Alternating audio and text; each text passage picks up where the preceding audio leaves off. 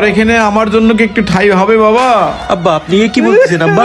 এই বাড়ি সম্পূর্ণ আপনার আব্বা। এই বাড়ি থাকতে হলে আমার কাছ থেকে আপনার কোনো পারমিশন নিয়ে লাগবে না আব্বা। আপনি যতদিন খুশি এই বাড়ি থাকতে পারেন। আর আব্বা আপনি বাইরে সারা জীবন বেশি ভালোবাসিছেন, কারণ সে জেনারেল লাইনে পড়েছে আর আমি মাদ্রাসার লাইনে পড়েছি, আর এজন্য আপনি আমাকে কোনোদিনও ভালোবাসেননি আব্বা। আপনি কি জানেন আব্বা আমি ওই মাদ্রাসায় পড়ে কি শিখেছি? আমি এটা শিখেছি যে মা বাবা সত্যিই অনেক সম্মানের পাত্র, কোনো অবস্থাতেই তাদের অসম্মান করা যাবে না। আর হাদিসে বলা আছে মা বাবার পায়ের নিচেই সন্তানের বেহেশত। তাই আমি কখনোই আপনার ধন সম্পদকে ভালোবাসিনি আব্বা। আব্বা আমি শুধু আপনারে চাইছি আব্বা, আমি আপনারে ভালোবাসিছি শুধু। তো আপনি আমারে সারা জীবন অবহেলা করেছেন আব্বা। আপনি ওই বড় ভাইরে জেনারেল লাইনে পড়ায় সে আসলে শিক্ষিত তৈরি হয়নি, সে অমানুষ তৈরি হয়েছে আব্বা। শুধু ধন সম্পদের উপর অনেক লোভ, সে শুধু ধন সম্পদ চেনে আব্বা, সে শুধু ধন সম্পদকেই ভালোবাসে, আপনাকে কোনোদিন ভালোবাসেনি আব্বা। সে জেনারেল লাইনে পড়েছে বলে তো আপনি তো আরে সারা জীবন বেশি ভালোবাসলেন। দেখলেন আব্বা সে আজ আপনার কি প্রতিদান দিল? হ্যাঁ বাবা, আমি ওরে জেনারেল লাইনে পড়ায় খুব ভুল করেছি।